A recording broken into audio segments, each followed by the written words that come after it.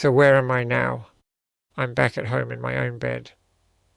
Last week I spent a whole day playing Wolfenstein, The Old Blood, with my cousin on my brand new 55-inch TV. On Wednesday I intend to take the dogs for a walk up Crickley Hill. Although I can't manage too long in my wheelchair, it's still a long way from being stuck in a hospital bed. My body so swollen and heavy I could barely move, and with 4 drips attached to cannulas in both of my ankles. On Friday, the 1st of September, I was told I could go home. We got a friend to take all our stuff back to the flat in the morning, including medication, drinks, clothing, etc. And the Arriva ambulance was booked at 12 noon. We were told that Arriva give a 4-hour slot, so we may not be going straight away. We waited the 4 hours with no sign of an ambulance.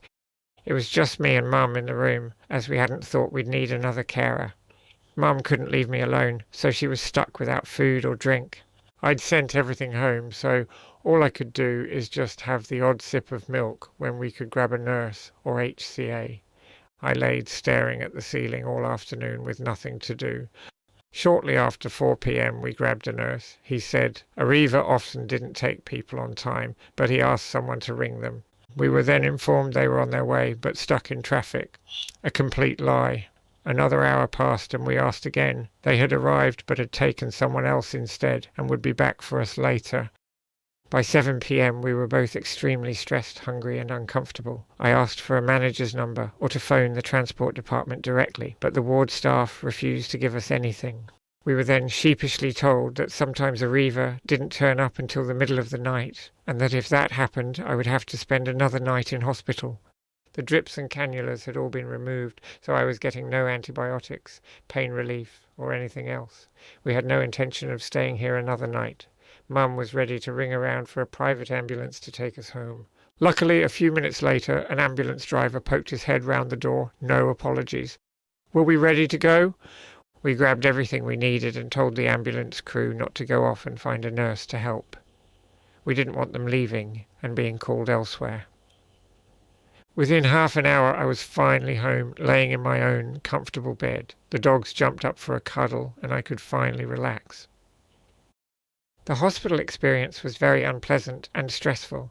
I was lucky to have some good people looking after me. I will always be grateful to the NHS, but there are faults too. Lack of staff is definitely showing and morale is low.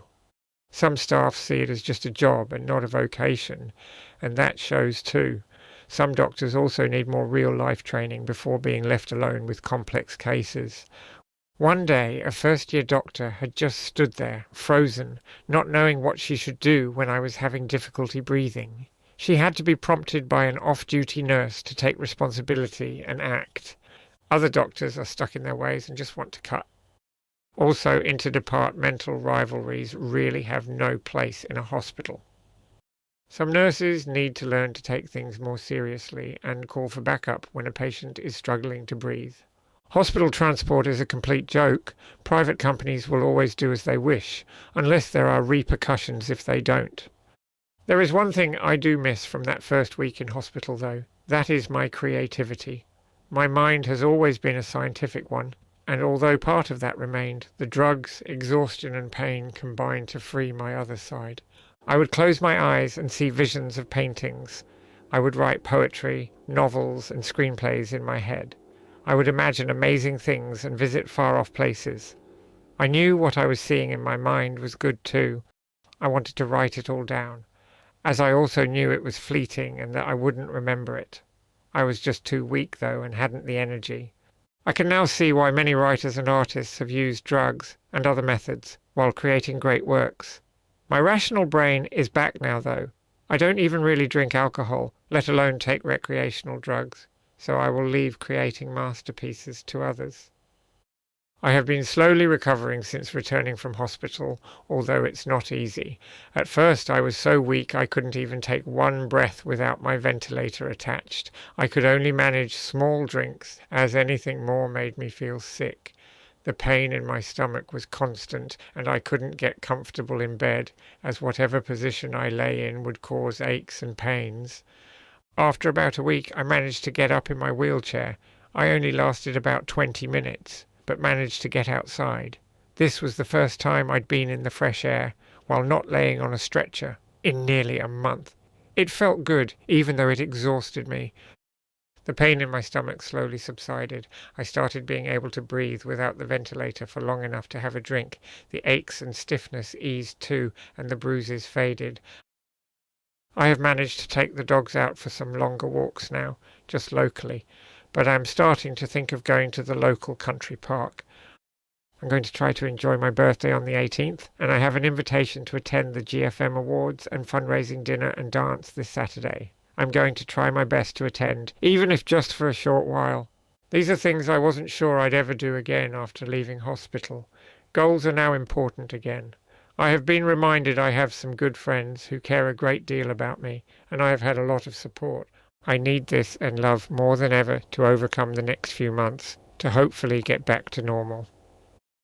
I'm still not at 100% by far. I've had to miss several meetings and appointments that I really wanted to attend. This really frustrates me. My throat still feels tight, and on occasion my anxiety kicks in because it feels like it's closing up again. I haven't managed any soft food yet, and I only have my mask off for drinks when there are two people that I trust around. I really hope this all changes soon. Maybe I'm just being impatient. We'll see. This has been the scariest experience of my life. I've been close to dying a couple of times in my life, but never this close. When my throat was almost completely closed, I honestly thought that was it. As always, though, I would not give up. Even without food and drink, completely exhausted, with little hope in my heart, I was stubborn. If you can see me, Nan, thank you for this stubborn streak. I will never give up, never surrender. The end, for now.